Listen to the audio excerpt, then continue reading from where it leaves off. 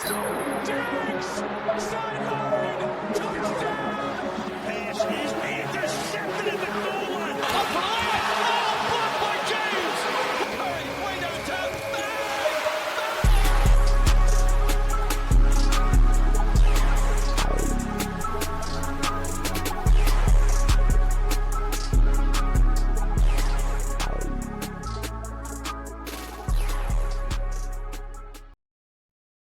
Welcome back to the 2020 podcast, where hindsight is 2020 and the takes are 10 out of 10. If you are a returning listener here, you already know what's going on. You already know what today's show is all about. This is the NFL show. And if you're brand new here, you don't know who we are. I'm your host, Jacob. This is your host, Drew, co-host Drew, host, color commentator, whatever you want to call him. The guy who always spits off the top of his dome. The guy who always says light the beam on Fridays. New here. This is our Friday show. If you are more interested in the NBA side of sports, make sure you check out our Friday/Saturday show, mainly Saturday when I post that one. Check us out on YouTube, Spotify, Apple Podcasts, and TikTok at the 2020 podcast. Today, great show. We have our normal heat check going on. We have talking about the Daniel Jones getting benched. We are talking about Aaron Rodgers. Obviously, Joe Douglas just got fired today. We're also going to have a little conversation on what teams inside our top 10 power rankings are the biggest pretenders. Doghouse of the week. Great show as usual. But before all of that, Drew, how are you doing today? I'm doing great. How are you doing? You know, I'm doing all right. I still represent at a piss poor point in the season. We own the 9th pick in the draft right now currently. So hopefully numbers are going up right there. Hopefully we get more losses so we can go ahead and grab a high draft pick, because I'm vying for some talented guys coming out of the draft, because I'm not ready to do all of this again year after year. Hey, you know what? I will, to pick it up where I was talking about and the draft and what the Cowboys might do in the draft. I have been already into the mock drafts. I've already been looking at mock drafts. And I think it is hilarious that I've only seen 2 teams taking, holy smokes, I had this all planned out. And now I can't even remember his name. He's the best running back in football. He plays for Ashton Boise Jeanty. State. Ashton Jeanty. I've only seen 2 teams drafting him with the top 10 pick. One of them clearly is the Cowboys. What other dysfunctional ass franchise do you think people are mocking Jeanty to in the top 10? The fucking Giants. The silver and black Raiders. So Oh, that's yeah. that's where Yeah, you're right. that is now where people are sticking Cowboys. The Cowboys at is in the same room with the Raiders. The only ones dumb enough to waste a top 10 pick on a running back. So, Yeah, no, I'm not all about that. But let's go ahead and dive right into the show. Usually we start out with a game of the week. We decided to switch it up from this point on, and we're gonna go ahead and jump right into our heat check, we're gonna check. Man, I'm just stumbling all around today. I'm fumbling twice, just like the Cowboys yesterday. We're gonna go ahead and start out with our heat check, where we check in with the hottest players from around the league, offensive side, defensive side, and a special spotlight on those rookies. Starting off at the defensive side of the ball, Drew loves some good D. Let's go ahead and push it on to him. Who are you starting out with? you know what? Since I do love the D, especially the sacks, I'm gonna go with a man who had 2 sacks yesterday, Mr. Daniil Hunter, and I'm gonna give him the defensive player of the week because A, he showed out with Will Anderson not available, and Right. B, he caused the Cowboys to lose. So he's gonna be the best defensive player in the league, to me, because anytime you cause the Cowboys to lose, although I think that the Cowboys could have played against Highlands High School yesterday and they would have lost. That just plus that's your team. I wanted to shout out your team. I was hoping they were going to lose so I could drop them out of the top 10 so I could get the Chargers in there, but another week maybe I can drop one of your Vikings/Texans teams out of the top 10 so I can get more of my teams in there, but they hung on. They smashed the shit out of the Cowboys as to be expected. And Daniil Hunter, defense player of the week for me. I went with Frankie Louvu. He had 10 tackles, 2 sacks, 2 tackles for loss, and 3 quarterback hits last Thursday night going up against the Philadelphia Eagles. He's all over the place. Frankie's having a really good year coming from the Panthers onto the Commanders. He's really being a dog on that team. He's used all over the place. He's not really pushed into one side or the other. He was really a primary pass rusher last year in Carolina, but he's being used off the ball, on the ball, kind of all over the place. So he's having a great year, and he had a great week this week. I had a couple other guys I want to shout out to. Zach Bond, who is another linebacker who's been fantastic off of free agency for the Philadelphia Eagles. 15 tackles, a tackle for loss, and a pass deflection. He's been all over the place. And also Pat Jones, 5 tackles, 2 sacks, 3 tackles for loss, and 5 quarterback hits. 5 quarterback hits. So yeah, I definitely had to put him in there because 5 quarterback hits is a lot for a single game. Did you have anyone else? Yeah, I went with I'm a big fan. Well, I'm not really a big fan because he plays for the Rams. But matter of fact, I'm not a fan of anyone that plays in my division. So, but Cam Kitchens, he's out there and Oh man, he's Cam's been doing killing it, bro. he's doing the damn thing. And what's crazy is uh this kind of goes with what I was talking about Genty with the top 10 pick is Mhm. the safety talent that you can get because the dude whose name I'm forgetting that plays for the Packers, who's been out of this Xavier world this McKinney. year. Thank you. I mean, like, it's just you find talent all over the place in the draft, and that's why I'm Yeah. not exactly sure if you should be spending a top 10 draft pick on a running back. Yeah. And I don't know if that makes sense, but you find this safety Cam Kitchens in the 3rd round, Yep. and he's a freaking stud for you. You know, the my team, and I'm only talking about my team, even though they're 5-5 and they kind of suck, is because they've had massive injuries this year, and they Yeah. would probably be 0-10 if it hadn't been for massive. We got a stud rookie on the offensive line. We got a stud rookie playing corner. We got a really good rookie playing safety. It's like we got rookies Yeah. all over the place that are contributing, and you can find so much talent to help your team in these later draft rounds. That's why it's important to nail these picks because if you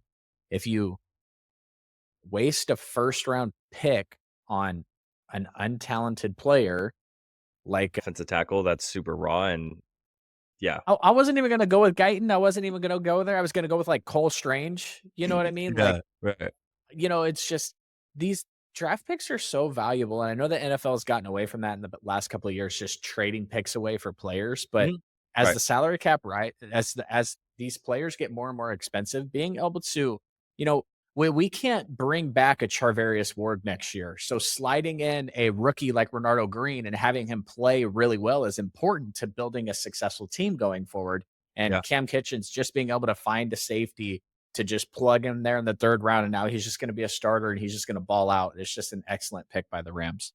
Yeah, honestly, you and I have already had a conversation about what at the end of the season, going back and looking at the rookies and just going through the draft classes in general, seeing who wins, who loses, redrafting our first round, our first 20 picks. We've already tied that conversation, but it's gonna be really interesting to look at some of these classes because you look at the Rams class for this last year, did Jared Verse, Braden Fisk, Cam Kinchens, that's their first 3 picks, and every single one of them is providing and contributing immediately. Not next year, not the year, like right now, they're immediately making an impact on a team, and especially on that defensive line that's just really young and it's stout with talent right now.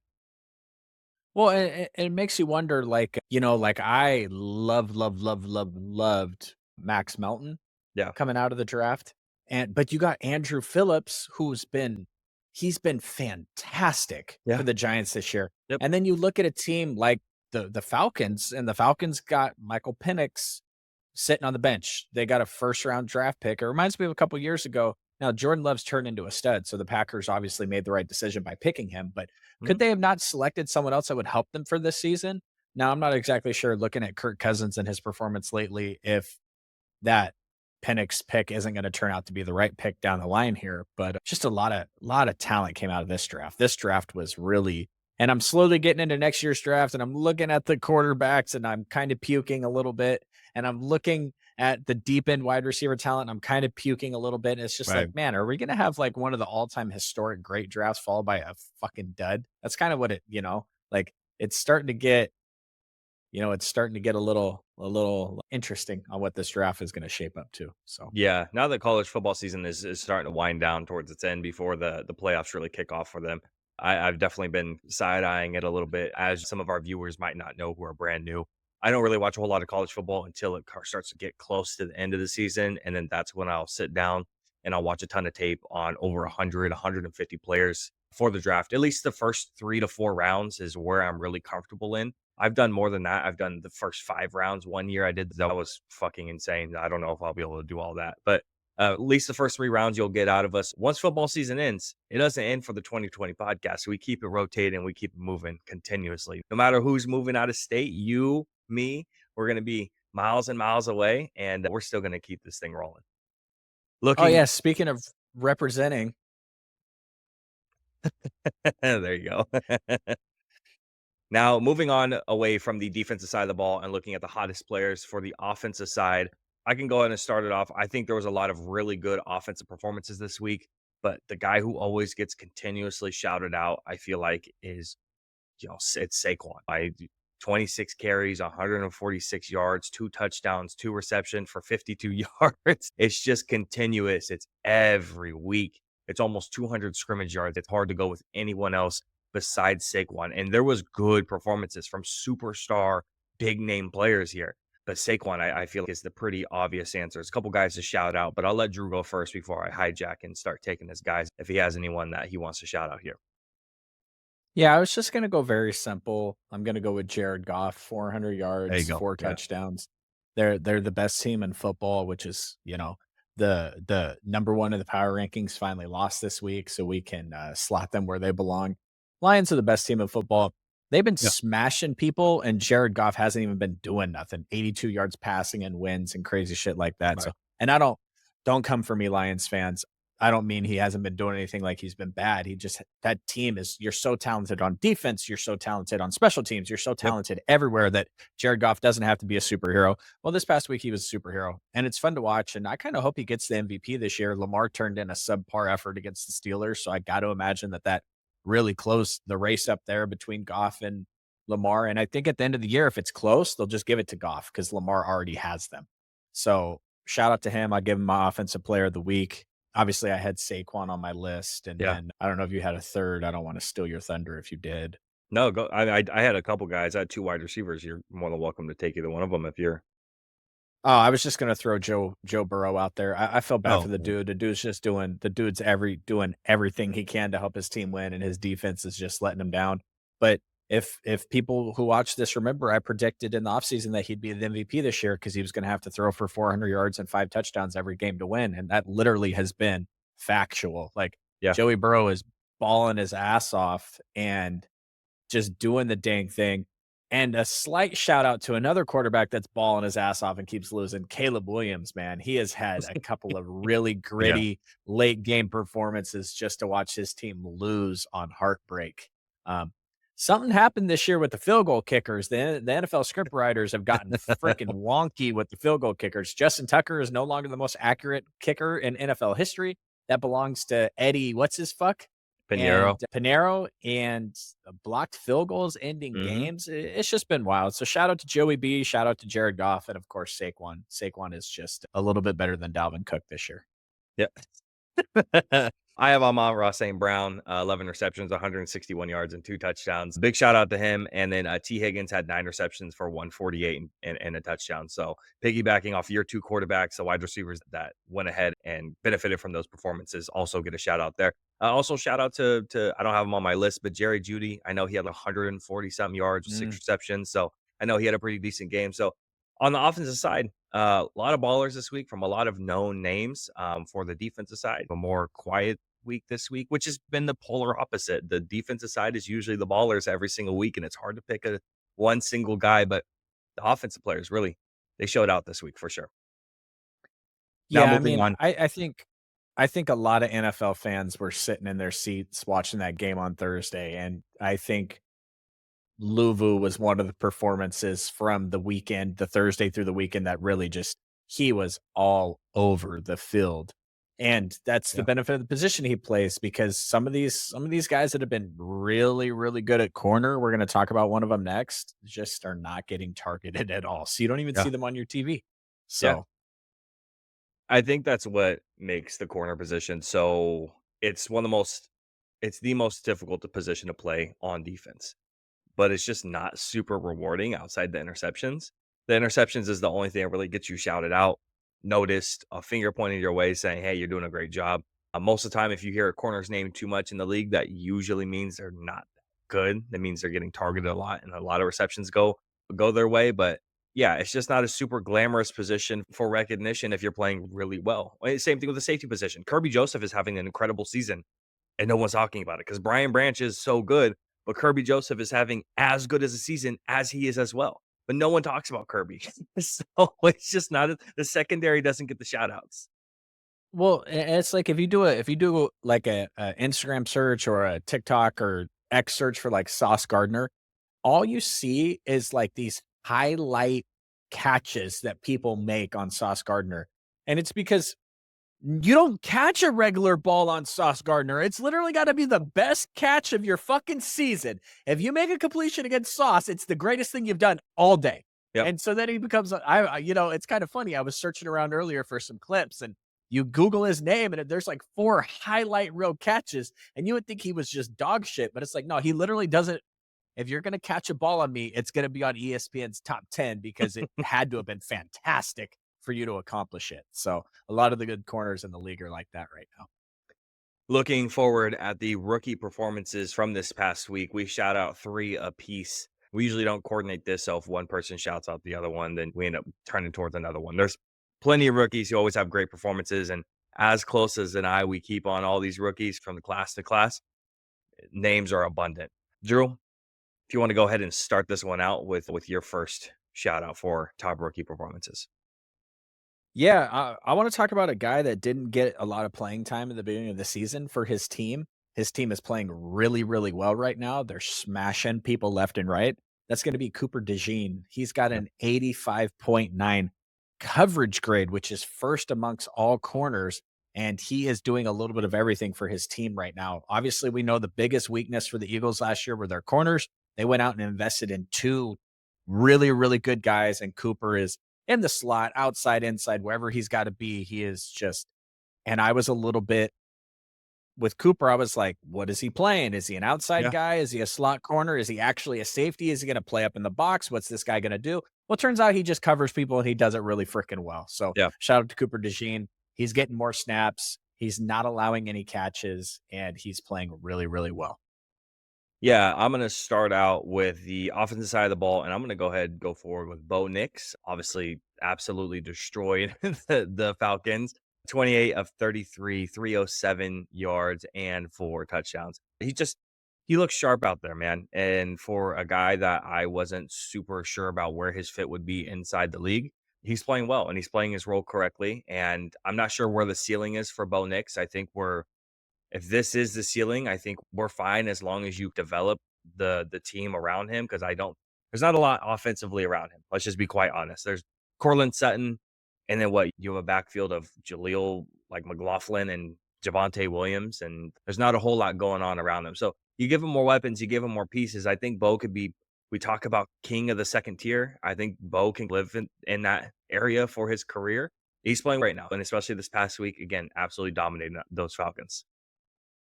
That's called the Dak Prescott Award, by the way. The Dak Prescott, the Derek Carr, Raiders Derek Carr, at least. The Kirk Cousins. Yeah.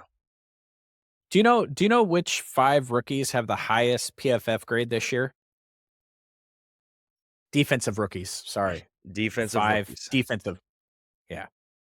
Number 1 is going to be Jared Verse. Shout out to us. Number 2 is going to be Andrew Phillips, already mentioned on this podcast. Yep. Number 3, Evan Williams. He's killing it.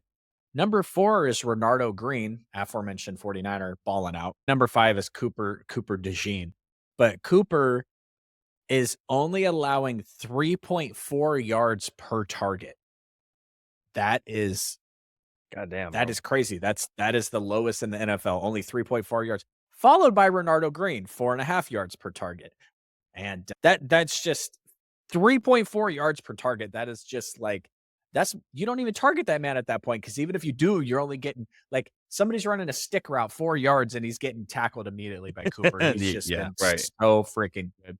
I didn't even put Bo Nix on my list, but he has fully moved himself into Rookie of the Year award territory with Jaden Daniels, and Jaden's been really good. Obviously, Jaden has that Hail Mary, but the Broncos are making moves. The Commanders obviously lost a very big game this week, so I'm hella excited to go down the stretch here with Bo Nix and Jaden battling it out. I feel bad for Caleb because Chicago, they're a dumpster fire, and it's not his fault. But hopefully they'll hire some real people in the offseason and get it sorted out for him.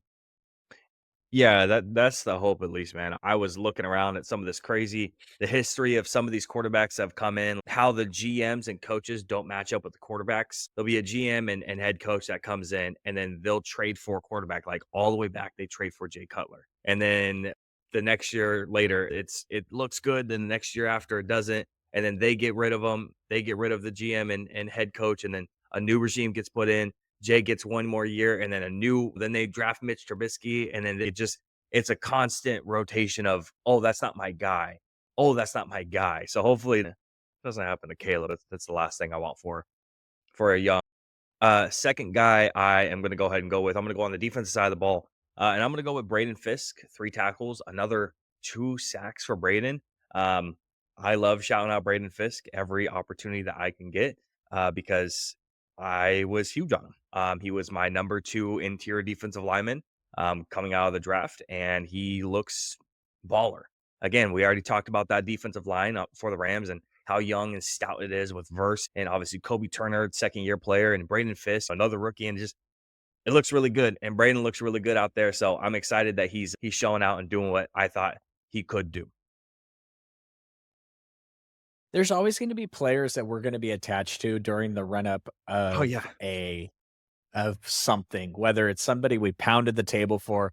Obviously, I'm always going to be attached to Jaden Daniels because hmm I was adamant that he was second. And because of other reasons, I'm always going to be attached to a certain Chargers wide receiver, Mr. Lad McConkey. yeah. And I stumbled upon this stat this week. Shout out to him, 123 yards. He's already one of the best wide receivers in football. And I'm absolutely, absolutely, absolutely loving the tweets of I'm gonna tell my kids this was Lad McConkey and Justin Herbert, and it's the pictures of Tom Brady and Wes Welker, or Tom Brady and Amendola, or Tom Right. Brady and whatever they're doing, right? Yeah. But do you want to know over the past month of the NFL which wide receivers are leading the league in separation? And this isn't just targets; this is just routes. And the reason why I'm bringing up this stat here is I get to shout out another one of my guys. Okay. Top 3, these wide receivers are leading the league in separation. And no, Brandon Ayuk's not on this list because he's a bum. Do you know who number 1 is? Is Not a it rookie. not a rookie? Man, I don't know. It's going to be Mr. Christian Watson, number 1 separating wide receiver in the NFL right now. Number 2, Marvin Harrison Jr., which is weird because he's like the forgotten guy from this draft class, although I think he's going to be an 8-time All-Pro. And then Lad McConkey, number 3. Shout out to A.D. Mitchell, who's number 4, because we're not talking about him a lot either, but I still Yep. think he's going to be really good. But yeah, Lad McConkey is just going to be in the NFL for the next 12 years. He's going to Yeah. catch 700 passes for first downs on third down, running little whip routes and quick slants. And I don't know if he's Wes Welker or if he can be Cooper Cup.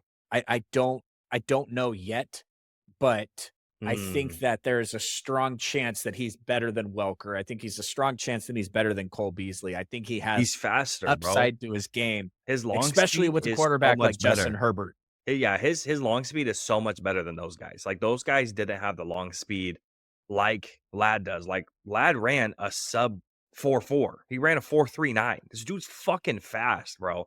And everyone just thinks, oh, he's a white dude. He's shifty. We bring the lunch pail to work type guy. He's the blue collar worker. Bro's just fast as fuck. That's what he is. He's not only shifty, he's not quick. He's not only quick on his feet for under 5 yards, under 10 yards, but he's fast, genuinely fast. Yeah. I was trying to save this last dude for you because I thought you would bring him up because it's always the Oh, guy I that got you a bring up. weird one, number 3. Oh, Brock? yeah, like it has to be Brock. I'ma bust your fucking ass no matter who I'm playing. Bowers, 13 receptions, 126 yards, and a touchdown. Bro, he's on pace right now to break the tied end receptions for 1 year. For in a single season, he's on pace to break that record. Mr. Zach Ertz, I do believe, holds that record. So currently he's on pace to break it by 3 receptions. Real close, gonna be real tight. But regardless, we're 11 weeks into the season right now. He's on pace to do it. Well, I'm pretty sure he leads all tight ends in yards, right? He's like 10th in the league total. Yeah. Yeah. I just, it's, we knew that this guy was supposed to be good. We knew that he was supposed to be incredible. We knew what he could do. And yes, he does lead all in yards. 706, while Kittle is 560, Trey McBride 552, Kelsey 504, and Pitts is 494. But the distance again between Bowers and Kittle is 706, 560. Definitely a big difference right there. So it's just coming into the league and already establishing yourself as one of the best, if not the best tight end in the league, and a weapon, not just a tight end. It's incredible to see. It's tight ends aren't supposed So, to be that good season one. somebody's gonna go back and listen to our prediction show from beginning of the season where I said that by like week 7, he would be the number 1 target over Devontae Adams for the Raiders. Mhm. People are going, "Yeah, duh, Brock Bowers is really good." He was not supposed to be like this. Like, we already knew he was good. I was bullish on him. I talked about him every week. Yep. You know, it's at this point where like Brock Bowers has already entered into established veteran territory. He's just going to show up. I think he had 17 targets or something stupid. It's like it's the Malik Neighbors thing. Yeah, Like, yeah, literally yeah. nobody else on that team, so they're just gonna throw it to him every time and let him cook, and I love it. I'm kinda using this 3rd spot on the rookie list every week to talk about someone I haven't talked about yet. Yeah. I wanted to talk about Renardo Green, but I've already done that a couple times, and he doesn't have, like, a counting stat that I can go with. So I actually went with an offensive lineman that we haven't mentioned yet, but because the Steelers are kicking ass, I wanted to go with Zach Exactly. Frazier. Yeah, there you go. He's only given up 4 pressures in 284 pass blocking snaps. For a rookie, that is just they're so it's so funny how much good tackle offensive line talent came out of this draft when offensive lines around the league are just dog shit. Like, I mean, Zach Frazier, I mean, obviously my guy Dominic Pooney has been fantastic. Joe Alt looks like he's just a Hall of Famer already. Like this draft, man, like we got so lucky. Could you imagine if we had picked like a really bad draft to go in depth and all these guys were benched and dog shit? And you're just like, oh, what is going on? These guys suck. But yeah, so shout out to Zach Frazier. Only giving up 4 pressures and almost 300 pass blocking snaps is insane. Yeah, no, absolutely. It was honestly really exciting to go through the entire if you've watched the show all the way back from the pre-draft process, that I like the trench guys. I like watching the offensive lineman tape. I love to grind that shit out because it's really exciting to me. So watching all these guys and their film was always really fun. Joe Alt's been great. Fuwanga started off super duper hot. So I'm excited to see where the rest of these guys kind of land because I know that this has been up and down throughout the season.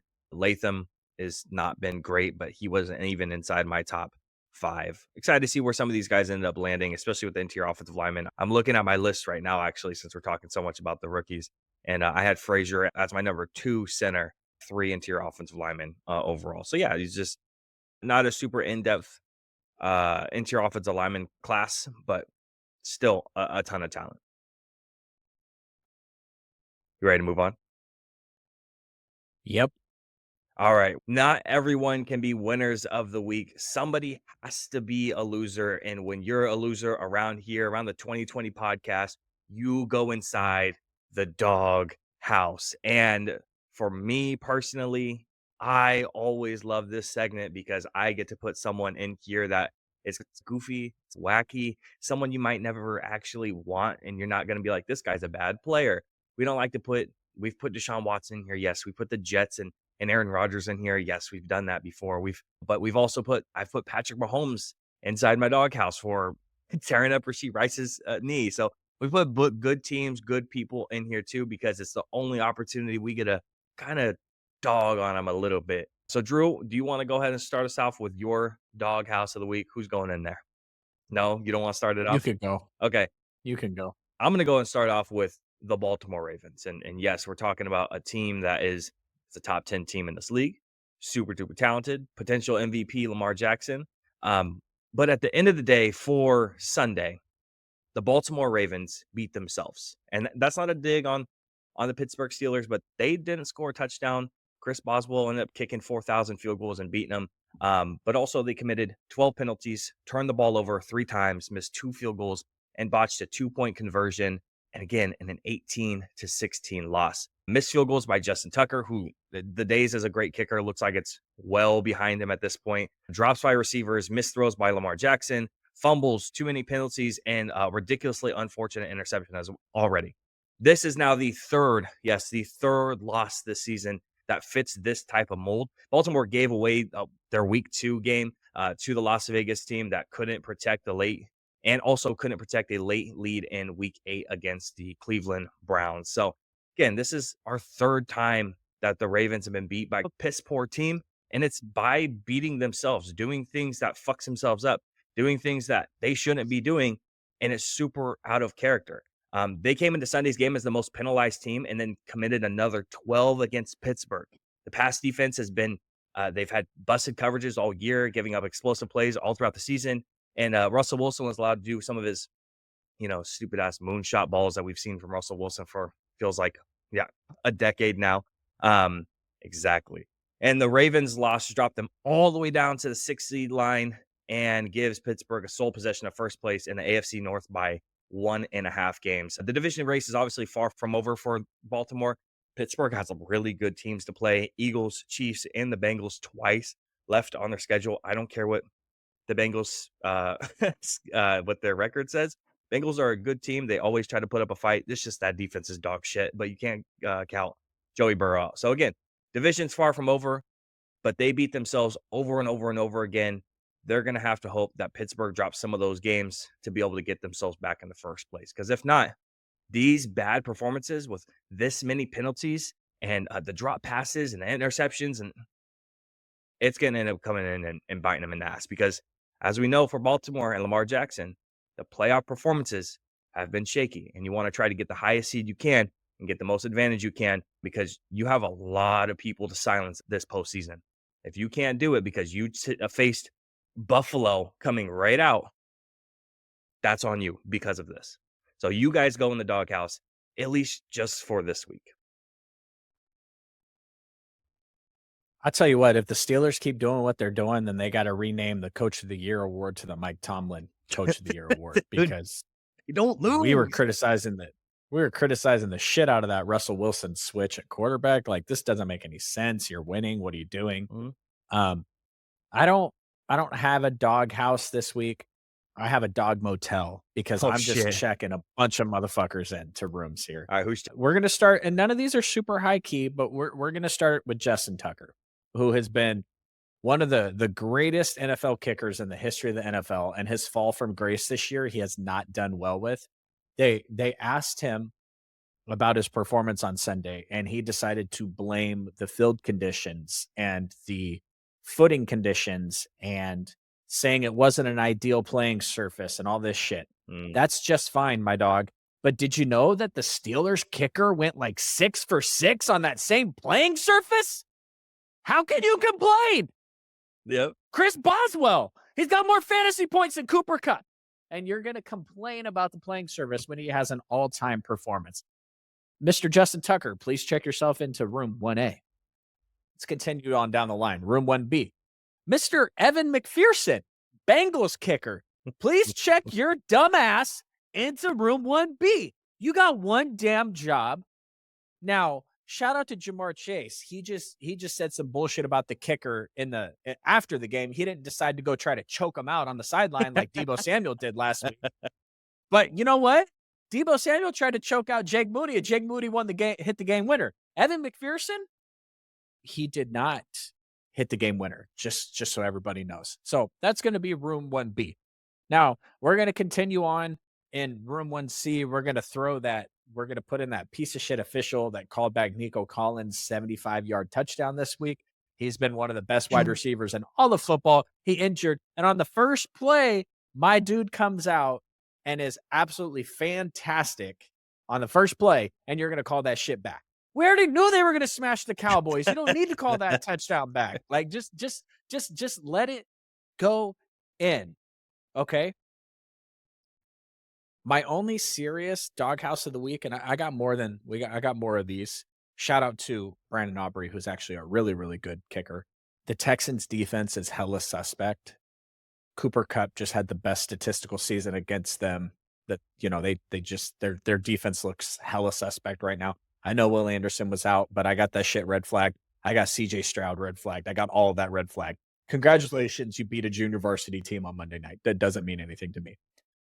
The Bengals front office, they're in the doghouse for not replacing their kicker, and they're in the doghouse for letting Joe Mixon walk in free agency. I don't want to hear shit about your scheme. I don't want to hear shit about Zach Moss. Joe Mixon has been the absolute truth. He's been a home run hitter every freaking game he's played. And I know he's had a couple of injuries or whatever, Yep. but you guys are going to sit here and tell me that, oh, Joe Mixon wasn't good for our scheme. Oh, Joe Mixon, he's not any good. Oh, Zach Moss is benched. Okay. And Joe Mixon is going off for the Houston Texans. And lastly, I got a couple of stats I want to read out to you if I can find them. There's a ton of them, so I should be the Detroit Lions, really, really good team, have as many touchdowns in AT&T Stadium as the Cowboys do this year. Okay? The Saints have 6. That's more than the Cowboys do, but we don't really have to go too far into that. After last night's game, the Cowboys have trailed by at least 20 points in 6 straight home games, okay? And if I pull up my text messages, I sent a text message to my cousin earlier, and it says, "You guys are the only team in pro sports in America, the only team that haven't won at home this year. NBA, NFL, MLB, NHL. What? You're the only team in professional American sports that haven't won at home? It's week 11. Shut the shades, Jerry. Sign a running back, Jerry. Oh, man. That's great. I love that. Absolutely. Hey, I'm with you. I'm not even going to argue. I may have been, again, I represent. But we're fucking dog shit. And you got Micah Parsons on his podcast today. We're actually a really good football team. Oh, really? Oh, really? Oh, really? You are? Then you're just throwing the coaches under the bus at that point. No, we're gosh. actually really great. It's just McCarthy's an idiot. Zimmer, that's got to be the worst hire. That's got to.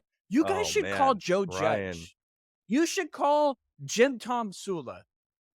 You should call Mike Vrabel. who's the guy that got fired from the Jaguars because he went and partied one night? Urban Meyer. Urban Meyer. You should call Urban Meyer. You should get anybody in there besides Mike Zimmer because your defense is going that your defensive line goes that way. The corners go that way. Deron Bland's been healthy for like 3 weeks. He's like, fuck this. I don't want to play for this team. I'm going to sit it out. Trayvon Diggs is running a 6.4 40 right now. Like, he's slow as shit.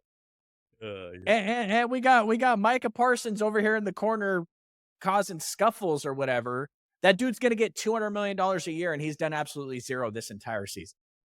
Yep. Yeah, I I'm with you. honestly,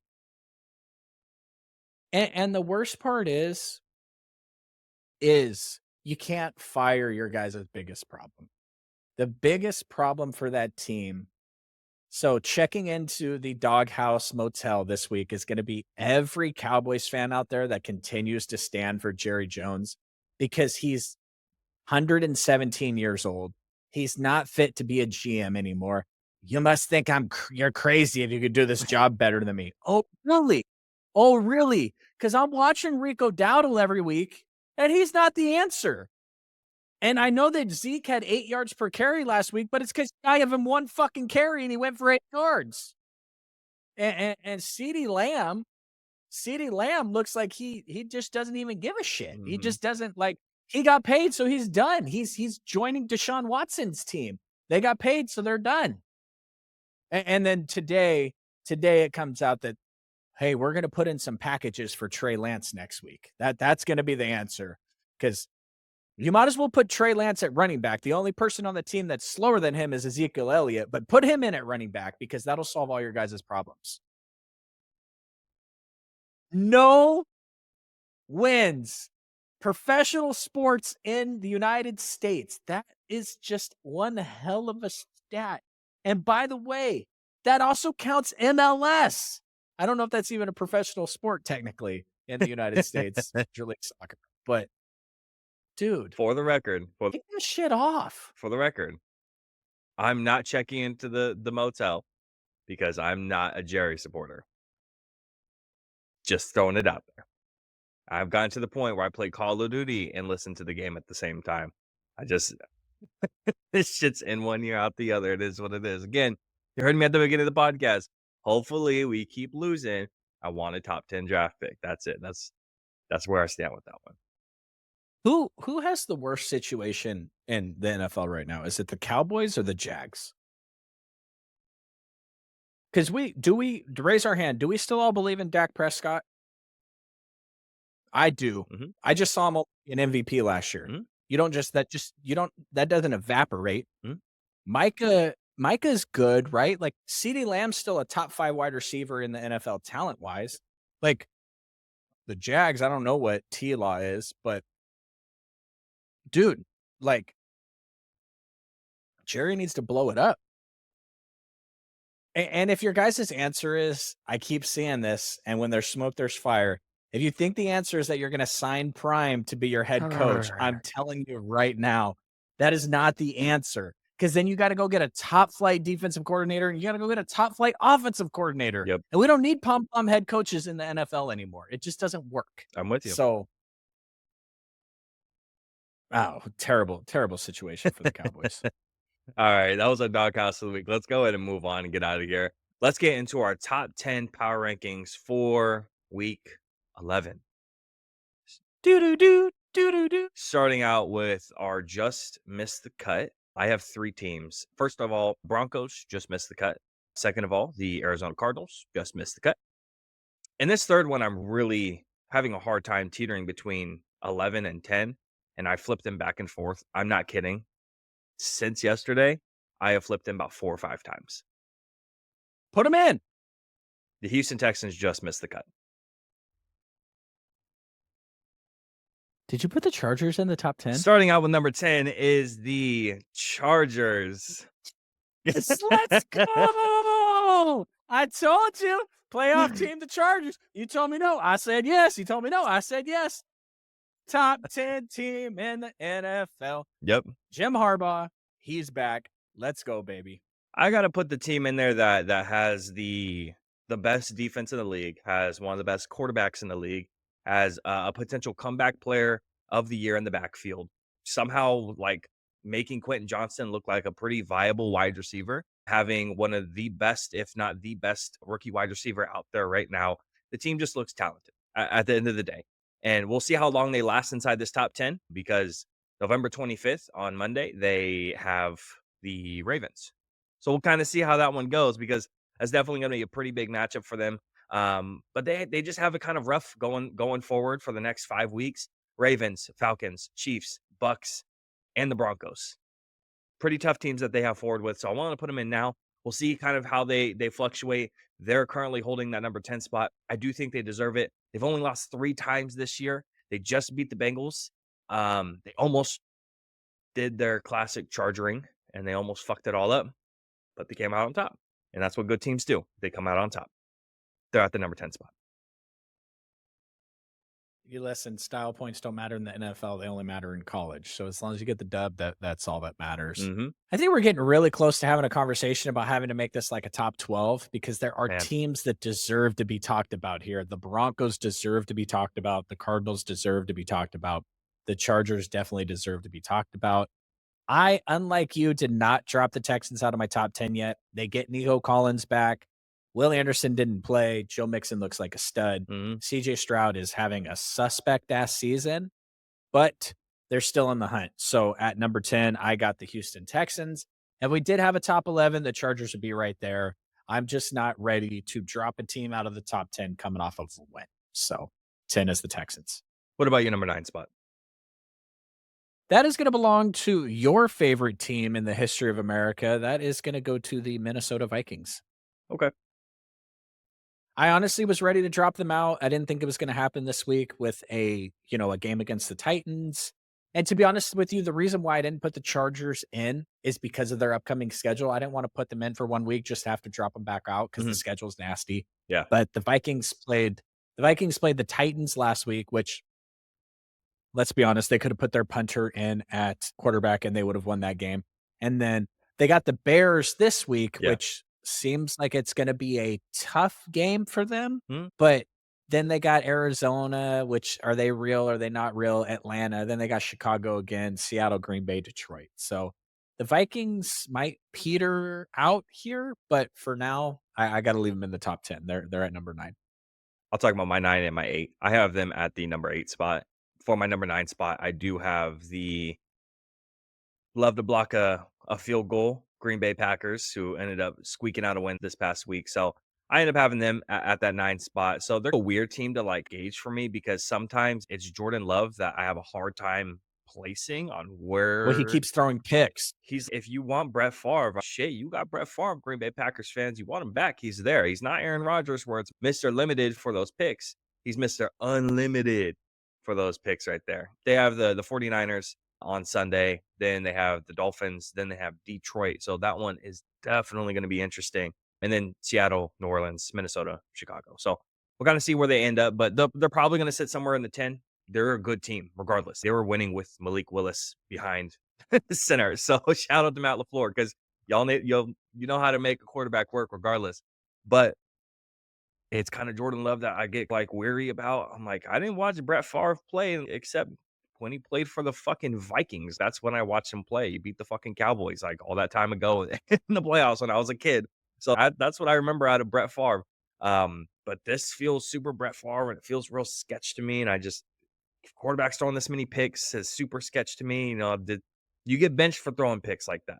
So he's talented, but it's the turnovers. That's what loses you these games. A little sketched out. And playoff games. Huh?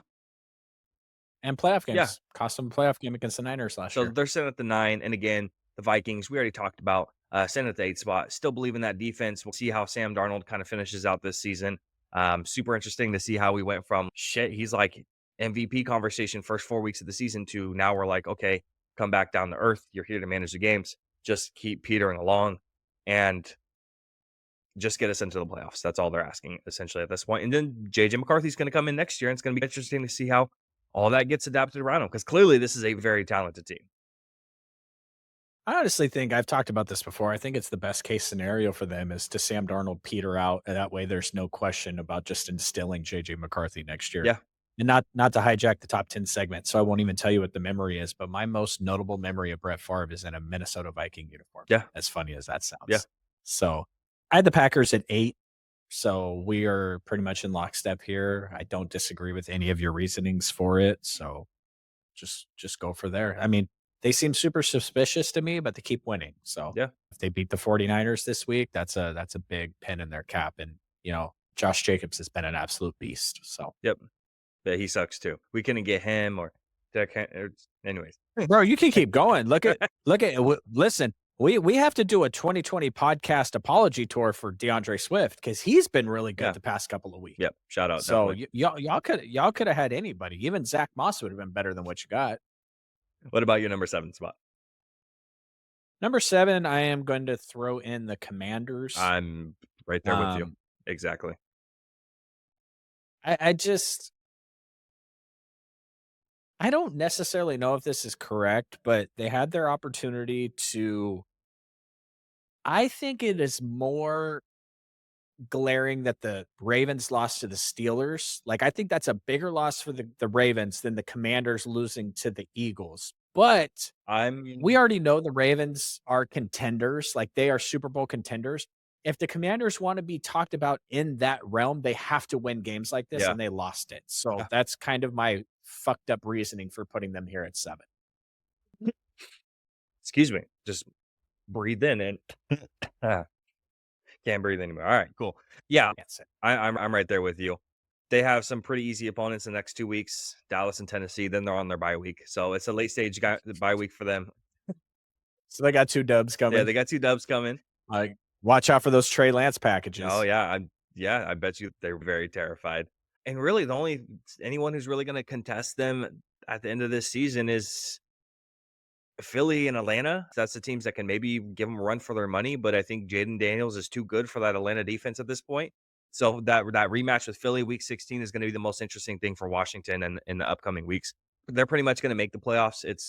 Unless they just start collapsing and falling apart and all of a sudden not looking very good at this point. I'm with you. I think at this point already, like 6 through 1, it's not the Commanders are bad. It's just everyone else above them. You can't move them below them at this point. 1 through 6, we'll see how you dice this out because this is it's getting interesting here. I have a team that I just flat out don't believe them, and that's going to be the Eagles. That's where I placed them. I just can't, dude. We're gonna talk about that later because that's what we have to talk about later. I just don't believe in this team, dude. I really don't. I don't give a shit about this team. I don't.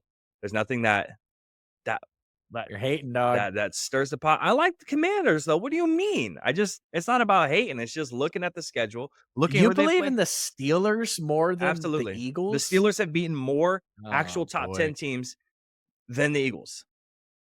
Absolutely. The Eagles do not look good. They just don't. Their wins are unimpressive. I just don't give a shit about them.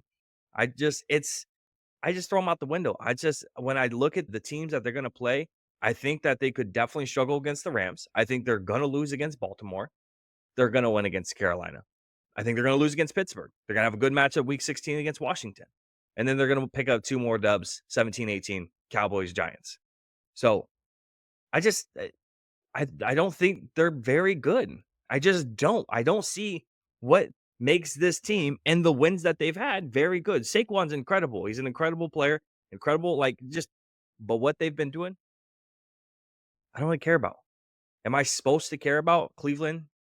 Am I supposed to care about New York, Jacksonville, Dallas, New Orleans, Green Bay week 1 in Brazil on a shitty ass field? I don't give a fuck about any of that shit. I don't care. Does not impressive to me. But they beat the Commanders, so I put them 1 spot ahead of them. That's why they're sitting at 6. Idaho in 2 weeks to buy me $100 steak. You didn't believe in the Eagles. So y'all can keep drinking the Kool-Aid. That's fine. This team is winning and dog walking teams despite all the dysfunction surrounding their head coach. Mhm. Like, I can only imagine if they'd pulled the trigger and brought in a real head coach, what they'd be doing right now. AJ Brown is playing out of this world. Their defense is really good. Saquon's on an MVP level playing field right now. All Jalen has to do is not fuck it up. So that's fine. I got the Ravens here at 6. They just lost to the Steelers. You put them in your doghouse this week for all those reasons. That's why I got them at 6. And then I got the Eagles right there at 5. You said Baltimore 6, Philly at 5. Okay, I had the Baltimore Ravens at the number 5 spot. So we've already talked about the Ravens a little bit. We both got the Steelers at 4. We do both have the Steelers at 4. I'm surprised to hear that because I wasn't sure how you were going to shake that one up.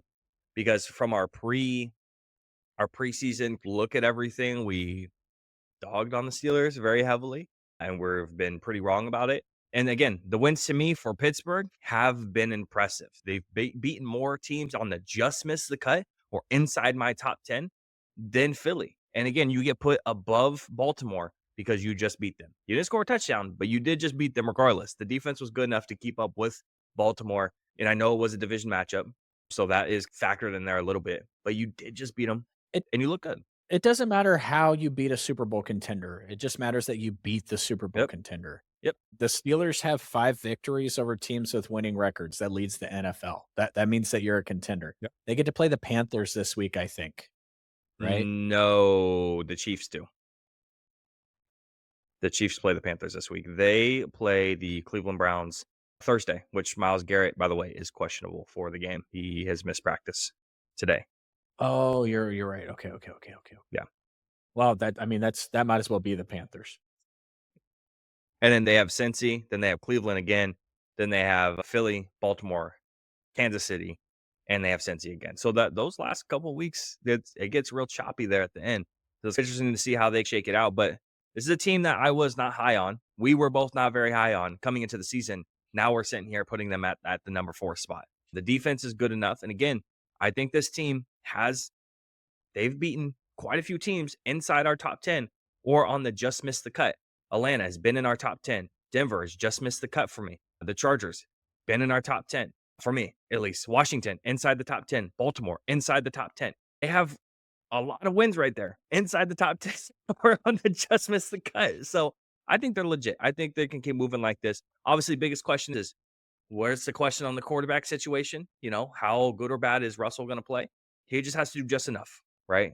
We're not asking him to game manage. Just a couple of those moon balls to George Pickens. Let George make a play or two, and that's what opens up the entire game for everyone. I'm gonna throw this out there, man. I'm gonna just throw this out there. I think they're the biggest fucking joke in the top 10. Oh, you think they are? Yep. And I'm giving them all the props they deserve. I just put them in the top 4, but every single one of their stats is terrible. Their Yeah. passing game is terrible. Their wide receivers are terrible. Their rushing game is cool. Justin Fields still leads them in passing despite not having played for many, many weeks now. And I think a lot of it comes down to TJ Watt is on pace to get another Defense Player of the Year award. Patrick Queen's playing really well out there. Did you see that?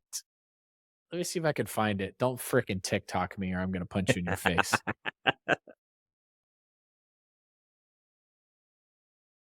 Oh, they got a CeeDee Lamb and Trayvon Diggs in the club last night, Oh, that's fun. There we go. shaking it up. So Joey Porter, I'm not going to be able to find it now. Steelers quarterback Joey Porter's family sold their will call tickets for $400 apiece. They said, "I seen nephew play enough ball. I know what he do."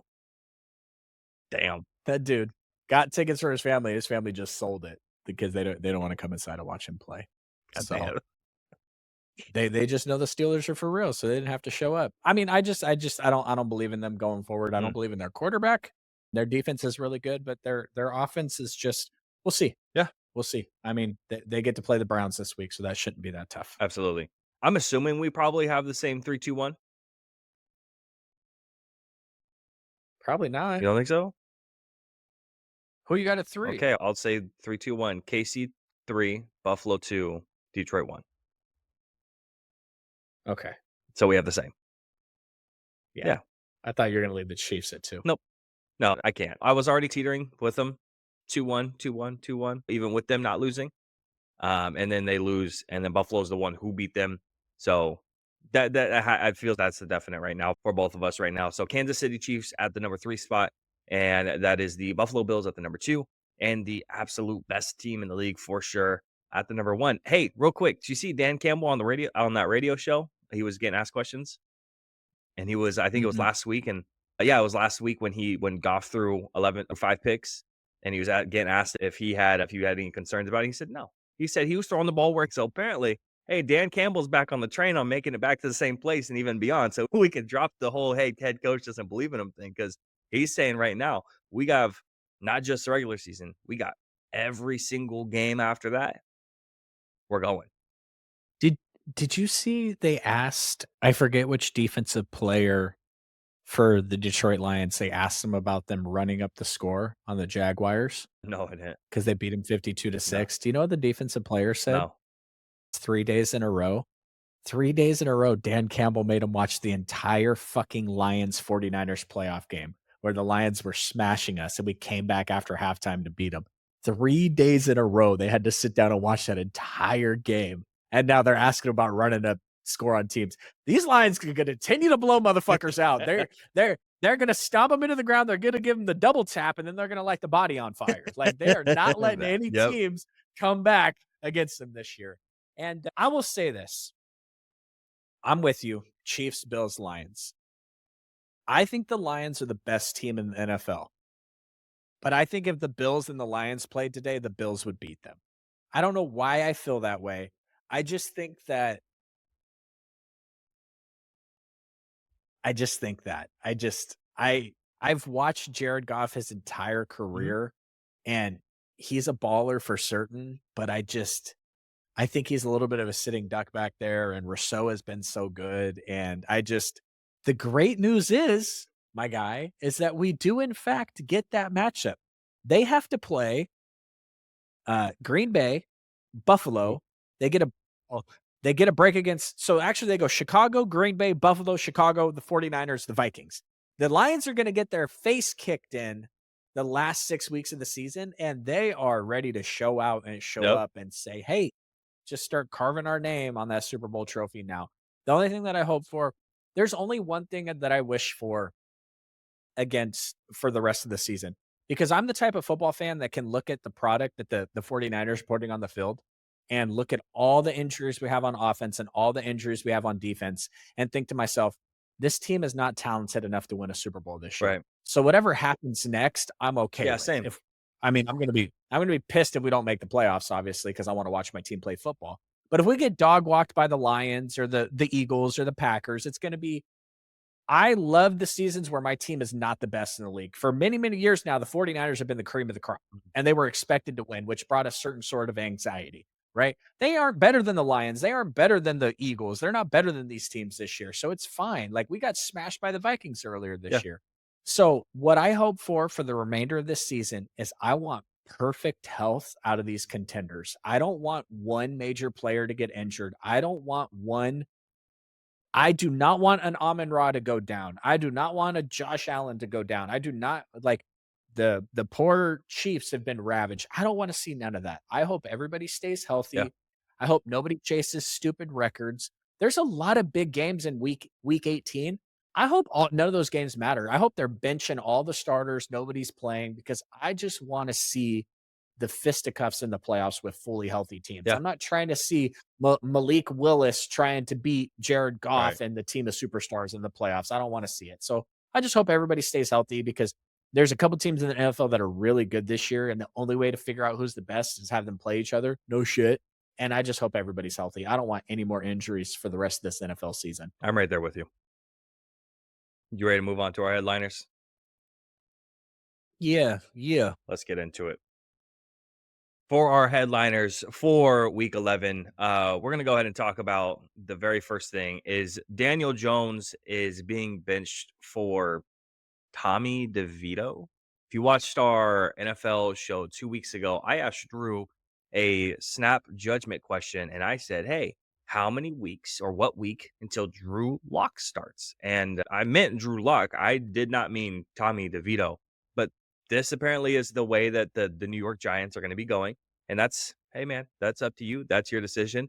So this one is just surprising. The Giants jumped with Drew Lock and said that he was the second string as soon as they signed him in free agency this past offseason. And he's been the number 2 this entire time while Tommy DeVito's been the backup, the emergency third quarterback. So I guess that's cool. But Tommy DeVito is kind of a fan favorite from last year. He went 3-3 when he played. And I'm not sure if this is a tanking idea for him because I think Drew Lock could probably pull out a couple of games for the New York Giants. Now, the 100%. question is for the New York Giants, where is this season going? What does it look like after that for the GM, the head coach, Daniel Jones, and the organization as a whole? Starting off with the season, again, Tommy DeVito is going to be starting. I'm not sure how successful that he's really going to be. I'm not a Tommy DeVito stan where I'm going to be like, hey, yeah, this guy's going to be winning a couple. This is clearly a move so New York doesn't pick up a bunch of games. I say that, but New York went from like the 1 seed or the 2 seed to then dropping when Tommy won 3 games, ended up dropping them in lower down the board. You got Malik Neighbors as a consolation prize. I'm sure you're perfectly fine with that, but you could have had a quarterback if you would have stayed inside that top 3 range. But that's the outlook for the rest of the season. Past that, Drew, where do you think, what's the story with Daniel Jones going forward and the head coach and the GM? Where's this really going? Well, first of all, I just want to ask you, how excited how excited are you on Thanksgiving? You're going to be sitting there, you're going to have a plate of turkey, some mashed potatoes, cranberry, rolls, whatever you get into, maybe McDonald's, who knows? I don't judge. To sit down and watch Tommy DeVito versus Trey Lance on Thanksgiving Day. How excited are you for that? Cuz that's got my blood pumping. That, hey, it's going to get most of America pumped in saw because they're still going to be breaking records for some reason. Yeah, I saw hella people complaining that the Monday Night Football game wasn't flexed, that they didn't take the Cowboys-Texans game off of Monday Night Football. I was like, do you guys know how many stupid people watch Dallas Cowboys football? They ain't never getting flexed. Yep. I don't care. Like, they can raise up Ben DiNucci from the grave next week to come play quarterback for them, and they are not getting flexed. Yep. The Cowboys, millions and millions and millions of people. Not 120 million people that watched Mike Tyson plot around a ring for 8 rounds, but, millions of people watched that game. So now let me get us back on topic here. This is very simple. Daniel Jones is going to be cut in the offseason. He has an injury provision in his contract. That's why he's the 3rd string quarterback now. They're not going to allow him to be injured in any type of way. They probably aren't even going to have him do many practice reps. They do not want this man to get injured. He'll be cut. There's already Vegas odds out for his next team, which is weird because the second highest Vegas odds team for Daniel Jones is the 49ers. Ew, gross. No, thank you. Wow. And yeah, I just that this is what it is, and this is tanking in the NFL. And oh boy, I think Dayball's probably done in the offseason. I don't know if they're trying to lure Coach Prime and Shador to New York, but I just, you know, I don't know. Clearly, the Giants need to blow this whole thing Yeah. up. They got one piece. They got a running back. Oh, I'm sorry. They got a couple of pieces on defense because they got one of the best defensive linemen in the NFL, and they got a really good corner. And obviously, they got Malik Neighbors, but there's nothing else left out there. Yeah. So it just this is the end of the Daniel Jones era. I don't know why the hell they paid him to begin with, but I think they're going to take a $28 million cap hit when they cut him. But it just is what it is. You got to eat it if you want to be serious for contention next year. And he's clearly not the answer. Oh yeah. I'm honestly a big fan of the player. I think he can throw the ball pretty well when he's given time and he can move around a little bit. I think he has good instincts, but it hasn't worked out and he hasn't put his best film on tape. So it's time to move on. Yeah, I think the outlook for Dayball is definitely he has a history of developing quarterbacks, starting quarterbacks. Jalen Hurts to Alabama, Josh Allen experiment in Buffalo, obviously wildly successful. And then 2 seasons ago, his 2022 season only continued to try to reinforce that, where Daniel Jones actually played well and got the Giants off to a 6-1 start, and then they ended up winning a playoff game in Minnesota. And Daniel Jones is still the only starting NFC quarterback to be under center while defeating the Baltimore Ravens with Lamar Jackson under center. So the thing he still remains the only one there. I think Brian Daboll is definitely he's a good head coach. I think he could do a lot there. I just think that this is definitely a full overhaul situation, unfortunately, even with the GM as well. Joe Shane, his decisions with Daniel Jones and signing him, he was put at a crossroads of either picking up his fifth option or signing him to a contract. Obviously, decisions are made, and it is what it is at this point. But even the draft picks haven't been wildly successful. Kayvon Thibodeau, Evan Neal, Wandale Robinson was his first 3 draft picks, so kind of either really, really not good or super, super middle of the road. His second draft, Deontay Banks, who had a good rookie year, but is not great. John Michael Schmidt, who's okay, and then Jalen Hyatt, who's just not very good. But this last draft is proving pretty fruitful, at least up to this point. Neighbors, Newbin, Phillips, and then they also have Theo Johnson, who looks pretty good at tight end so far, and then Tyrone Tracy, who's starting for him, and he looks pretty good. So this draft, their first 5 picks is pretty good, but those first 2 drafts as a whole, not great. So I think both GM and head coach could be let go out the door. As unfortunate as it could be, the GM hasn't done a great job with the draft. I think that Dayball is going to get another opportunity in the league somewhere at some point. It just might not be immediately, and it's not going to be with the New York Giants. Yeah, I mean, Dayball, pencil him in for offensive coordinators if Bill Belichick gets a job, or if Mike Vrabel gets a job, or if Deion Sanders gets a job. Um, he's a talented offensive coordinator for sure. So yeah, it just you don't get a chance to make a quarterback pick and a head coach pick and get them wrong. We saw that with the Jets today. Obviously, Yeah, Robert Saleh and Zach Wilson both hired by their GM, and it didn't work out. So he's no longer with them. absolutely. And we can move on to this other New York team if you're ready. I'm ready. I love talking about New All York. right, your favorite. Biggest question for us today, right now, is should this, or now with the decision of Joe Douglas being let go as GM, will this be the final season for Aaron Rodgers? What's really left for them and this team is an important question.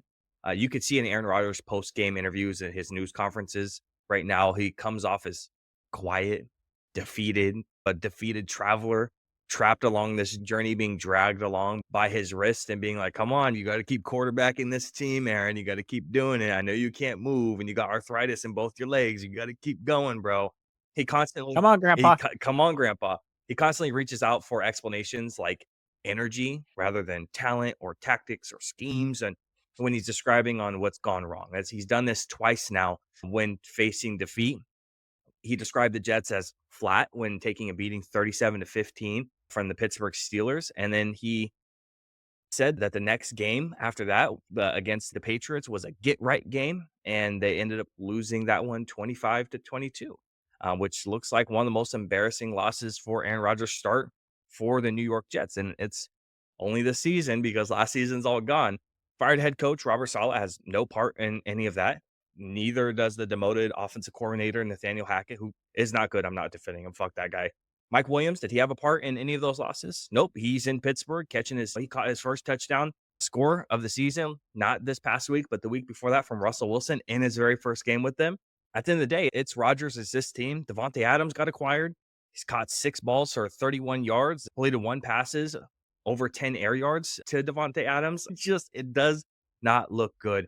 And he now has 34 games starting without a 300-yard passing performance. And now we're looking at cap space. We're looking at what to do with him. $49 million in dead salary cap space for Rodgers in 2025. Joe Douglas, the GM, as I said, firing of today, all signs point towards a full rehaul and a full rebuild. And with that, that means a lot of the established veterans on this team or the new veterans on this team are probably out the door. I mean, we're talking about Tyron Smith, Morgan Moses, Hassan Reddick, a couple guys who've been acquired over the offseason, either not being brought back from 1-year contracts or being let go. That's probably the most likely option, it seems like. Now, the other option is continue to play out the contract, continue to play out next year. Drew, how do you see Aaron Rodgers and his journey going for the rest of this season into next season? Is there a next season for Aaron Rodgers? Is this it? Is this curtain closed after this? And this is the kind of, it's like gas running out of your car and it just stuttering and puttering along. That's what it feels like for Aaron. What's going on? Do you know how old Aaron Rodgers is? 400, roughly? He's 40. Do you know at the age of 44, Tom Brady threw for 5,300 yards and 43 touchdowns the year after he won a Super Bowl for Tampa Bay? So fucking stupid. It's ridiculous. I am old enough to remember the Peyton Manning versus Tom Brady argument on who was the better quarterback. I am old enough to remember banging the table for Joe Montana as the greatest quarterback of all time, even though I never watched him play one snap of football. Here's the thing with Aaron. I am going to take off the table the idea that he might not want to play again next year. I don't know that for certain, so I'm not going to go into the idea of that. But Aaron Rodgers is on pace to throw for 3,700 yards, 26 touchdowns, and a completion percentage of 64%. That 3,700 yards will be 4th most in New York Jets history. That's going to be the most passing yards for that team since 2015. Okay. Those 26 touchdowns are going to be 3rd most in New York Jets history, and it's going to be the most since 2015. Now, that 2015 season was going to be Mr. Fitzmagic, right. And obviously other players on that list are going to be Joe Namath. So not a ton of super great talents in the New York Jets organization. No butt fumbler. No Sam Darnold. No butt fumbler himself. No Mark Sanchez. Oh my no. gosh. And so when you ask me about is he done, I don't know if he's done because statistically he's fine. Like now, advanced statistically, he's terrible. Right. But when you look up all these names and we're talking about do you remember the Mike White New York Jets? Yeah, that's right. Do you remember the Trevor Siemian New York Jets? Very vaguely. I think a top 3 New York Jet quarterback of all time is Chad Pennington. Oh shit, there you go. And Boomer Esiason, Tim Tebow's on that list. It's just we're not talking about very good quarterbacks here. Joe Flacco was a New York Jet quarterback. Just to put this out there, do you know that Zach Wilson has a better winning percentage as a quarterback of the New York Jets than Aaron Rodgers does? Yeah. Zach Wilson was a more successful quarterback than Aaron Rodgers was. So should he retire? Probably. Is he going to retire? I don't know. Brett Favre was a New York Jets quarterback. He was. I don't remember that. I just remember him as a Viking. Some guy named Dick Wood. That's unfortunate. that they named him that. Bryce Petty. Bryce Petty was a New York Jet quarterback. All this to say is Michael Vick. Did the New York Jets draft Geno Smith? Yeah. Oh my Yep. gosh. Maybe they should have just hung on to him. He's a fucking baller. He just beat the 49ers for the first time in his career last Yeah, Sunday. remember he got his shit rocked in practice. Remember that? Oh, that's right. My brain does this weird thing that has combined Geno Smith and Teddy Bridgewater as the same player for some reason.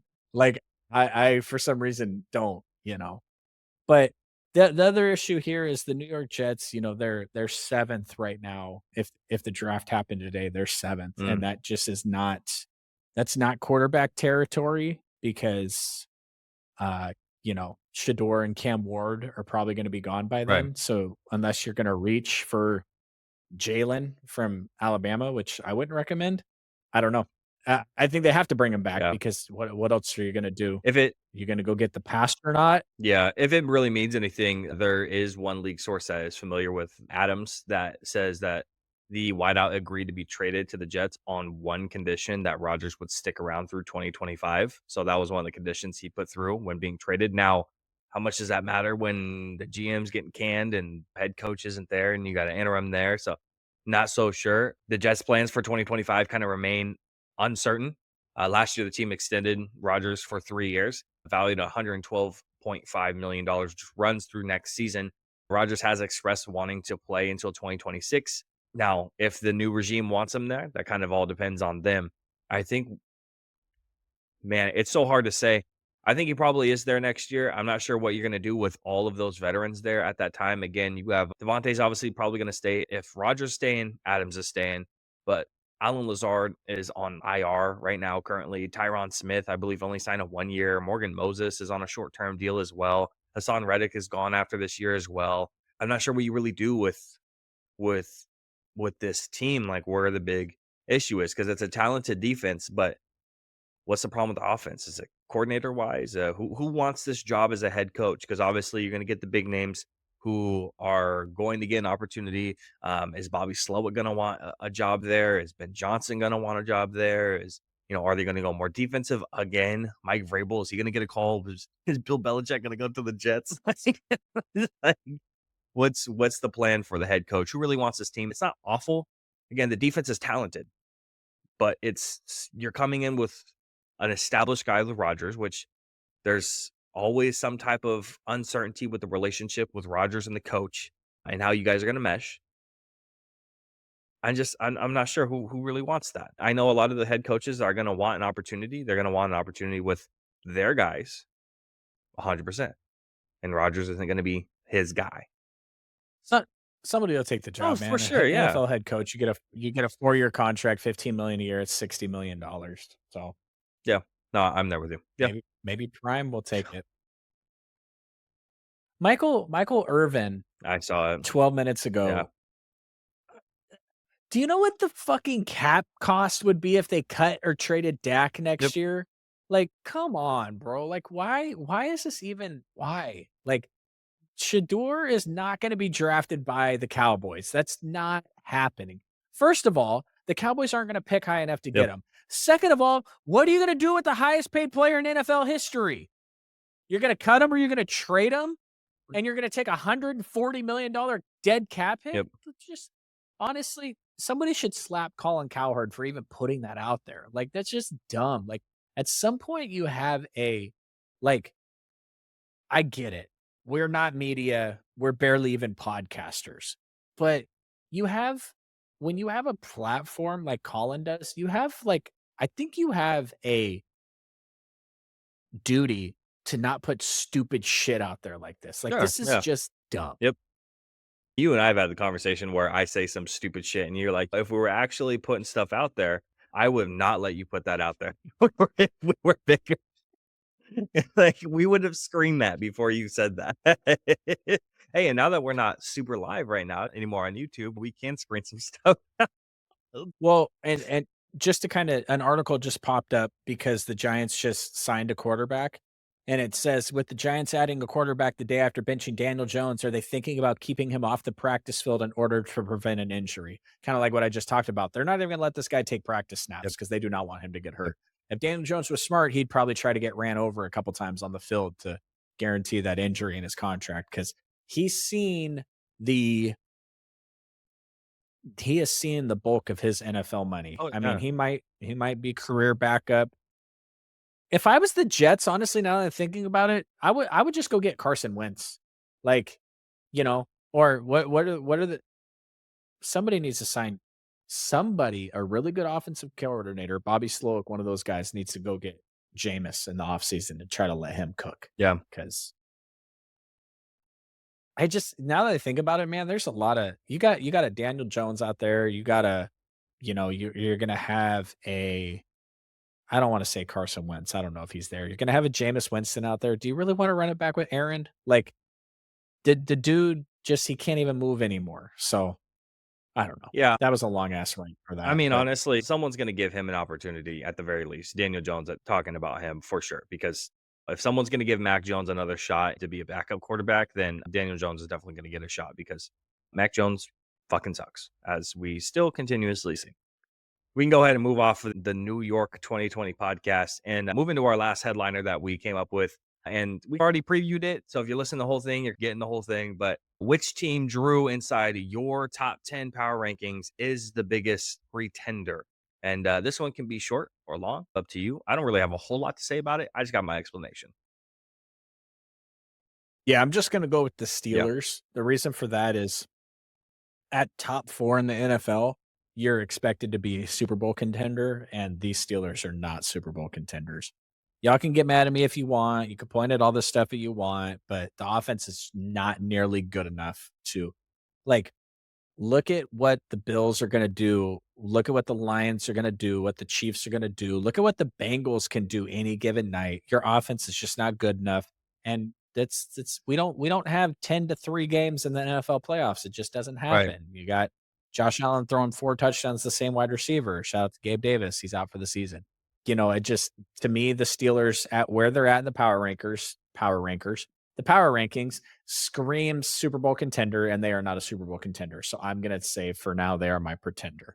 And I'm okay with. I'm not really going to argue with you too much about it. As I also, if you listen to the power ranking section, either YouTube or Spotify or Apple Podcast, then TikTok. wherever it's at. All right, you know that I also have the Steelers at number 4. You also know that we were wrong about the Steelers. If you've been watching us for a while on the preseason process of everything, we were wrong about some of the Justin Field stuff. But still, I get it. We got them at 4. The defense is really talented. Your biggest piece on your team is always going to be your quarterback. And there's a lot of questions there. I was just talking about who's the most overrated wide receiver in the league, I think. I'm going to throw it out there. I don't give a fuck how mad you get. George Pickens is not as good as you think. Fucking relax. Okay. He's not a bona fide one. Fucking calm down. He's a jump ball wide receiver. Congratulations. Fuck off. Hate that shit. Steelers are a good team. They're at the 4.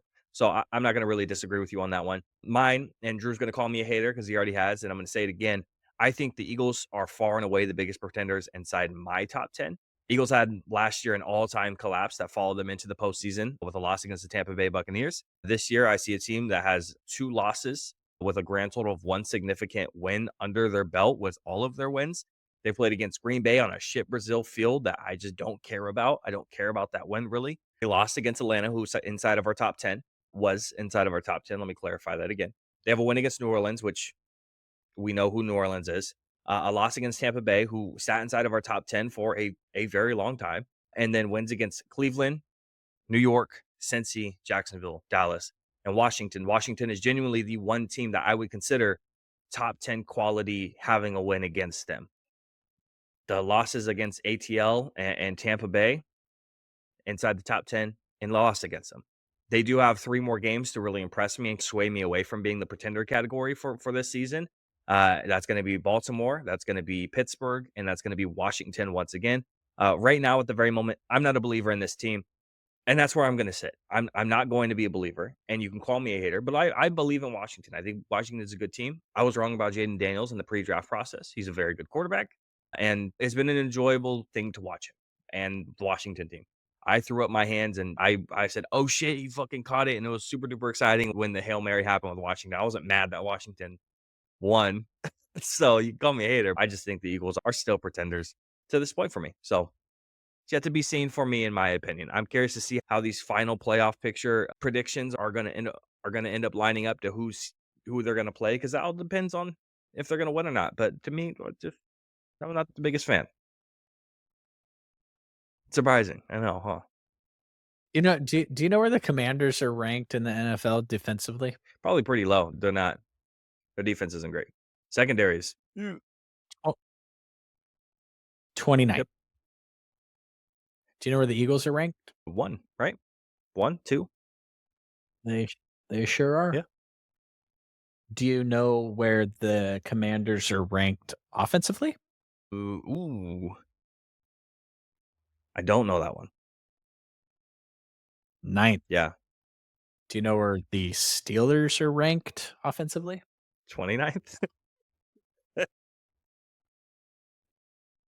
19th. Okay. That's Do you know where the do do you know where the Eagles are ranked offensively? 5 or 7. All this to say, do you know who the number 1 rated overall football team in the NFL is right now? It's not hard. Carolina Panthers. Detroit Lions, as expected. Do you know who's number 2?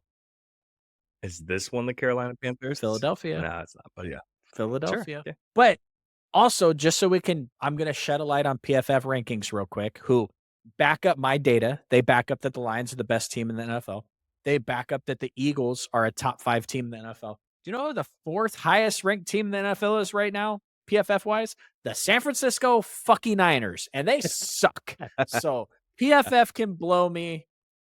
That is not the end all be all of statistics, but I'm just telling you. Yeah. I'm gonna show up on this podcast. Ooh. Who's it gonna That's just be? gross. You're really gonna do that to yourself? That's bad. Who's it gonna be? We could get a Cooper DeJean jersey. What's wrong with Just that? an Eagles jersey is nasty, man. There's not very many teams I genuinely just dislike entirely, and that they're definitely one of them. Well, what can you do? Nothing. We're gonna have to see in a couple of weeks. Let's go ahead and move off of this. That's our headliners for Week 11. And Drew, are you ready for snap judgments? Let's go. I'm gonna answer them all without any. I'm not gonna answer. I'm not gonna no paragraphs after any of these answers. We're just gonna rapid And then fire. you Boop, boop, save boop, it boop. to the end. Save it for the end. Save it All to right. the end. Hopefully, you inspire some thought-provoking thoughts. Yeah, we'll see. Welcome to Snap Judgments, where I have 5 questions for Drew, my co-host here, who has never seen them before. And he's going to have to, at the top of his dome, give me yes or no's or a name or a short little sentence answers. He's going to give an explanation. Has McKinney got his 7th interception yet? Ooh, great question, McKinney. Because people hated that answer. Yeah, they definitely did not.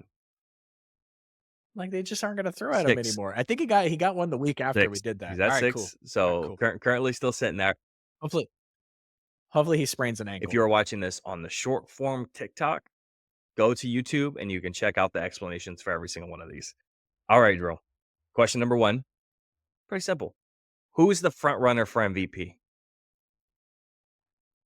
Today, right now. Josh Allen. Number 2. Is Bo Nix in the conversation for Rookie of the Year? Absolutely. Top 3? Yeah, top Top 2. 2? Okay. It's a Jaden versus Bo Nix Beautiful. race. What is the most likely outcome at the end of the season? Justin Tucker gets cut, he retires, or he gets another chance? He gets another chance. Number 4. Can the Dolphins put together a playoff push after another win? No. Do the Broncos have a real chance into sneaking into these playoffs here? Yes. Okay. Is the defense good enough to win a playoff game? For the Broncos? Yes. Beautiful. All right, that is our 5 questions. Those are 5 answers. Again, if you're on TikTok, we're going to go ahead and flip over to YouTube. You can see the explanation. All right, Drew. We can start off with the top one. Who's the front runner for MVP? You said Josh Allen. Biggest thing is it's been Lamar and Josh kind of neck and neck. Is the loss this week for Lamar and the Ravens and how he performed the biggest thing? Obviously, with Josh Allen playing as well as he did against the Chiefs. Yeah, the Lamar is still the betting favorite. I think it's a plus 350. Josh Allen's a plus 400. But Lamar just got dog walked by a really good defense, and Josh Allen just keeps on Yeah, winning. So, based off of how I think the rest of the season is going to portray, I would love for Lamar to win another MVP. That would be great for me in my personal life and things that happen in my personal life. But also for based off on how strong I've been on this podcast, Josh Allen winning an MVP would be mhm, fantastic. And the good thing about this year is it's not that whack ass MVP from yeah, last year. It's not this. Is it Brock Purdy or Dak Prescott garbage? Because all the other good quarterbacks weren't doing shit. This is actually a fight this year, and Lamar and Josh Allen are really bringing it. So is Jared yeah, Goff. I mean, honestly, so is Derrick Henry. Like they're not going to give it to him, but yeah. he's balling out too. So Second question was, is Bo Nix in the conversation for Rookie of the Year? I asked you top three. You said top two. Neck and neck for Jaden and Bo. Is there anything that Bo could do to rip it away from Jaden at the number one spot right now? yeah, I mean, there's a whole rest of the season left, and I guess like you bring up top three because you're talking about um I mean, is Caleb there? Is that who else is in the three? No, I wouldn't really give him. I would put Brock there. I would Oh put yeah, yeah, yeah, yeah, Bowers, not Purdy. I put, just get him some votes. We know he's not gonna win it, but I think it also depends on what kind of close to the season Malik Neighbors has. He might be able to get some top three votes, but I definitely think it's Bo Nix versus um, Jaden Daniels. I think if Jaden continues on the way he has with the wins they're having and the way he's winning and some of his super accuracy games he's having, but then like he's got the Hail Mary also. Like I think he's probably a shoe in at this yeah, point. But Bo Nix is coming on and Bo Nix is coming on strong. And to be honest with you, even like all these quarterbacks, like you see the talent in Caleb, the Bears are just a dumpster fire, and you can see the talent in Drake May. The Patriots are just a dumpster fire. All these quarterbacks have been really good this year. It makes me fear a little bit for JJ McCarthy, Mhm. but, you know, Is- what can Let you me do? tie this in with the fifth question I asked you real quick with the Broncos making the playoffs potentially. What's more impressive? Is it Bo Nix leading the Broncos in the playoffs or Jaden Daniels leading the Commanders into the playoffs?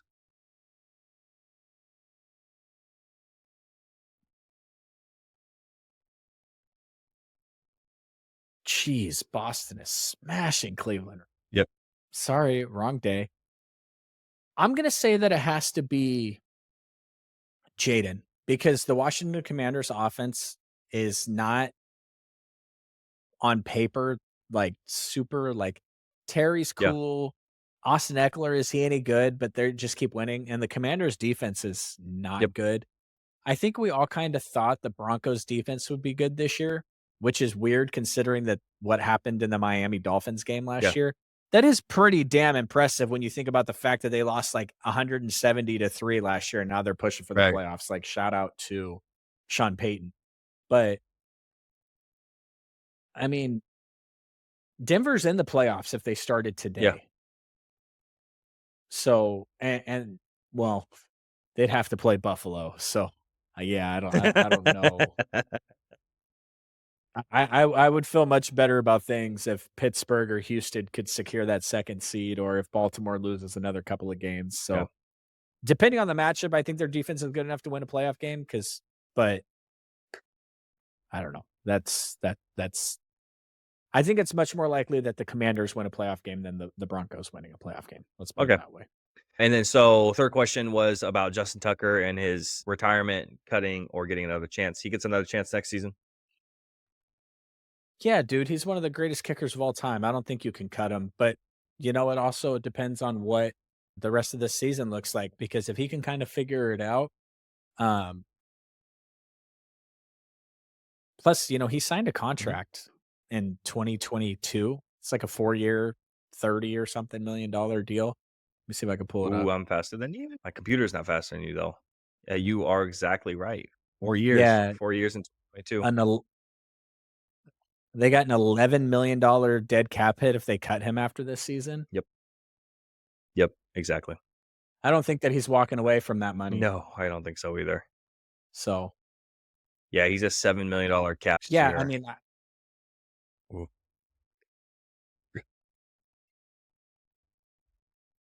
I'm with you.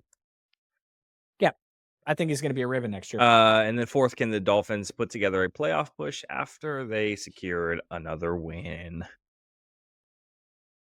Yeah, I mean, technically, if you look at the NFL standings right now, which you're probably gonna do because apparently you're quicker than me, I think that they are the first team out. Oh, Indianapolis is 5-6, Miami's 4-6. So, do we believe in Anthony Richardson? No, we don't. Not this year, although I'm a big fan. So, yeah, I mean, if Miami goes on, they're on a 2-game winning streak currently. They win a couple of more, and Denver kind of falters. Yeah. The problem is we know the Ravens aren't going to fall out. We know the only team that's kind of questionable that's in the playoffs currently is the Chargers, but they just play so well. But they got Baltimore this week. That's rough. They got Atlanta. Kirk can go for 404 or he could be terrible, so you never know. Then they got the Chiefs. And then they got Tampa Bay, who their season might be wrapped up by then. I mean, I think it's already a little wrapped up. But then the Chargers close out Denver, New England, Las Vegas. Like those last 2 weeks against like who even knows who's going to be quarterbacking for Las Vegas by then? It's probably going to be Desmond Ritter and New England. Those are just so that if you count Tampa Bay, New England, and Las Vegas as wins, that puts the Chargers to 10. That's going to be really tough for Miami to sneak in. So Yeah, I think I'm with you too. I think it was just too little too late at this point. I still don't know about Tua coming back. And then his weird, like, childish attitude about his head, like leading with his head when he's tackling on a pick. And, I'm not going to change the way I play. Okay, Tua, fucking relax, dog. he's got brain damage. What do you Dude, some of expect? his shit just fucking is. He's becoming a very unlikable player very quickly for me. So, yeah. All right. Whatever. Yeah. And then we already talked about the Broncos as well. That was our snap judgments. Drew, it is time to lead us into week 12 with our favorite upset of the week.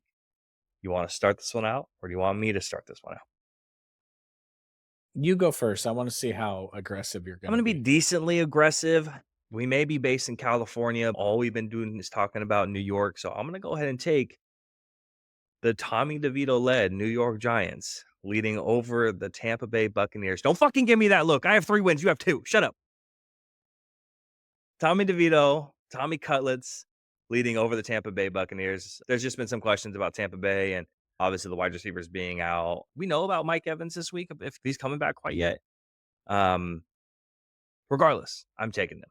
He did take the practice field yesterday. I'm unsure whether he's actually going to go ahead and play. Regardless, I am going to take Tommy DeVito to beat the Tampa Bay Buccaneers, even though I love me some Baker Mayfield and the Tampa Bay Buccaneers. Unfortunate. Where are you going? Mike Evans told me today that he could have pushed for week 10 against the 49ers, but week 12 after the bye has always been his target.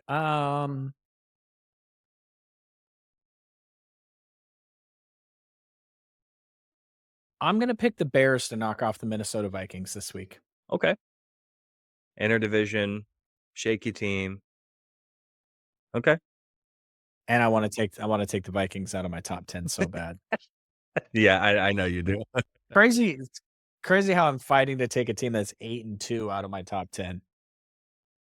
Yeah, Baltimore's has a worse record than a lot of the teams that are below them, but we know that they're better than what the record says. Since he's not in the top 10, but we know since he's better than what the record is. So I'm there with you. I totally get it.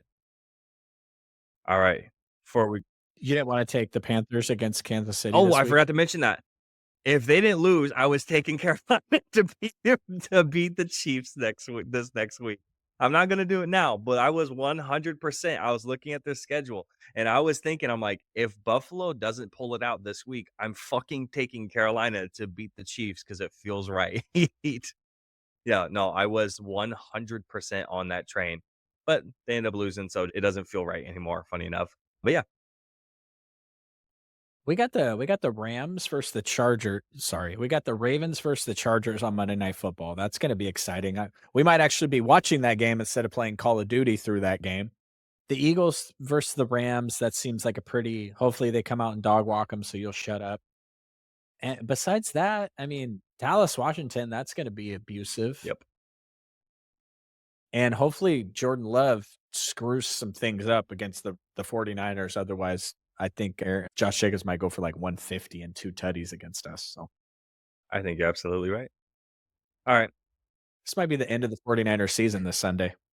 All right, Drew. You have anything Serious. to say to the people before we sign it off right now? No, I just let's everybody we're coming down to the wire here. Let's hope for health and no injuries and let's hope for everyone to ball out. I don't hate any NFL players, so when I spend a whole podcast talking about how Justin Fields is a trash can, I love when he proves me wrong. And I hope these dudes, I hope they all prove me wrong. I hope they're all super successful because ultimately nobody wants to see shitty football. Nobody wants to tune in for Tommy DeVito and Trey Lance on, you know, Thanksgiving Thursday. Thank you, NFL, for blessing us with that. Absolutely. All right. If you stuck around to then, we do very much appreciate it. Make sure you hit subscribe on YouTube for our YouTube shorts and any one of these individual clips. Or if you're watching us for our faces for some reason for the full podcast, we very much do appreciate that. But make sure you also follow us on Spotify, Apple Podcasts, and TikTok at the 2020 Podcast. You can find all you could find all of our links. Oh, we don't have a website, No, do we we? do not. But you can find all of our links inside of any of the bios, whether that is TikTok or whether that is YouTube. You can find our other links there as well. Besides that, you guys, this is going to be put out on Wednesday, and we'll see you for the Friday show if you're interested. We do have an NBA show. Make sure you tune into that. Celtics are going to win. Like the They're going to snap beam. the undefeated streak of Cleveland. So either I'm going to look really stupid in about an hour or pretty damn good. You're gonna look No, stupid anyway. shut the fuck up. You guys are watching a face for a reason, and it's certainly not Drew's. He's going bald. All right, guys. Besides that, we'll see you guys on Friday, Saturday, hopefully. All right, peace.